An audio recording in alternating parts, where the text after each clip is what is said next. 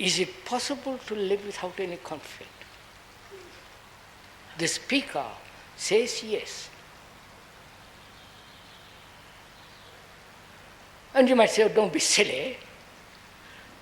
You're deceiving yourself. Or you like to think you are living without conflict, but you actually are.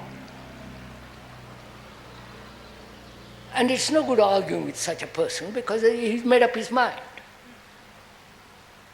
But when the speaker says it's possible to live without any conflict whatsoever, either he's speaking the truth or he's indulging in some kind of hypocritical illusion.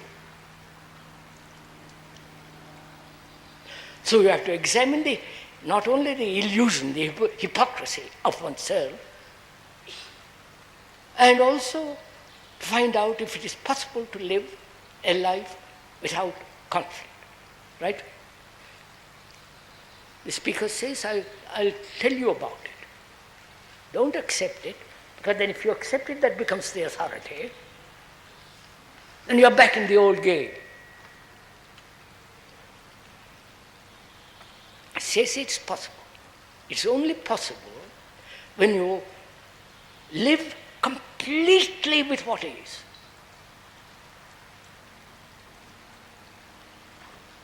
Right?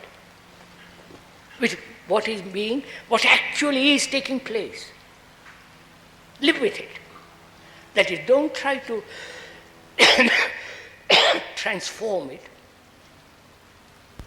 Don't try to go beyond it. Don't try to control it. Don't try to escape from it. Just look at it, live with it. You understand what I'm saying? Will you do it now, or will you do it now?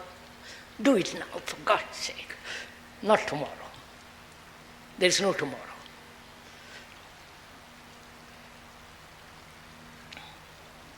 To live with what is. That is, to live if you are envious, or greedy, or jealousy, or your problems, whatever it is, sex, fear, whatever it is. To live with that without any movement of thought that wants to move away from it. You understand? You understand what I'm saying? Am I communicating with some? That is, I'm envious of you because you are intelligent, you are bright, you have got nice, you look nice, you speak so intelligent. You know, I'm envious of you. You've got a big car, big house, whatever it is. I want that. I'm envious. My education has been to deny it, which means I must control it. I must suppress it. I must try to go beyond it. That's been my background, my education. You come along and tell me, look, there's a different way of living, which is don't condemn it, don't evaluate it, don't throttle it, don't run away from it, just look at it. Like a child, newborn child, terribly ugly, the baby, actual baby, you've seen them, terribly ugly, but mother says, it's my baby, I'm living with it. It's not ugly, it's the most beautiful child I have. So, in the same way, live with it. Which means what? You are not wasting your energy, please listen to me. You are not wasting your energy in control, in suppression, in conflict, in resistance, escape. You have all that energy has been wasted. Now you have gathered that because you see the absurdity of it, the falseness of it, the unreality of it, you have now got the energy to live with what is. You understand what I'm saying? Am I making myself clear? Very clear? Good. Then do it.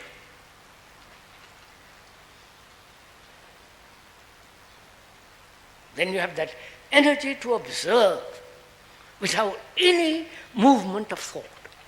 It is that thought that says, it is the thought that has created jealousy. And thought says, I must run away from it. I must escape from it. I must suppress it. That's my education, my background, my conditioning.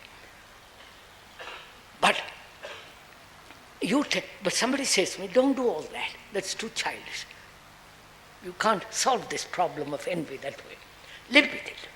That means don't move away from the thing which thought has created.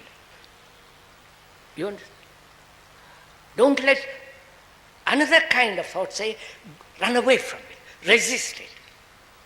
After all, envy is created by thought, right?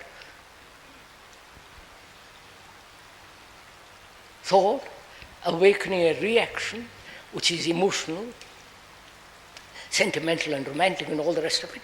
That thought has created this reaction which is called envy. Thought has created it. And thought says now also, I must run away from it. I don't know what to do with it. I must escape, resist, swallow everything. So we are saying, if you see that the falseness of escape, resistance, suppression, then that energy which has gone into suppression, resistance, escape, is gathered to observe.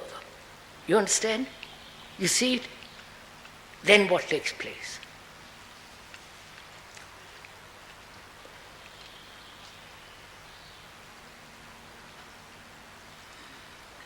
You do it, please do it with me as we go along together, otherwise there's no point my talking. She says, now you're not escaping, not resisting, and you are envious, which is the result of movement of thought. The envy is comparison, is measurement. I have not, you have. So thought has brought about this feeling of envy. And thought itself says, I must run away from this enormous thing I don't know. I've been educated to run away. Now, because you see the falseness of it, you stop.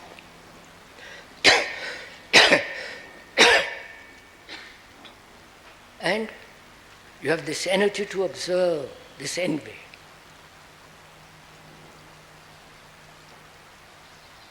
The very word envy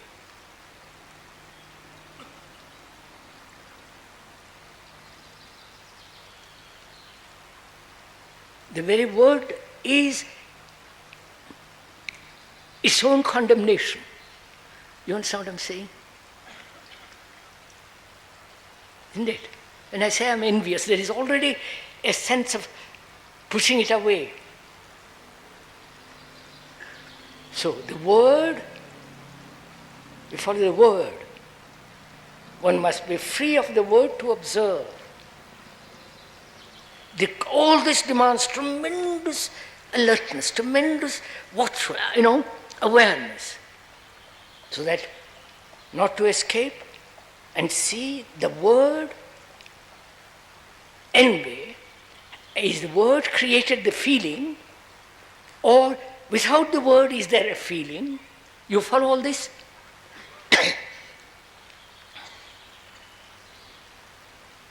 Now if there is no word and therefore no movement of thought, right? You understand what I'm saying? Then is there envy? You understand what isn't it? I'm envious. Envy implies comparison, measurement, desire to be something other than what is, and so on. Or to have something which I have not gotten, so on. My education has been to run away from it, suppress and so on. Now by listening to what you are saying very, very, very carefully, I see the absurdity of it. Therefore, the very perception of it puts it all away from me. Therefore, there is a gathering of energy.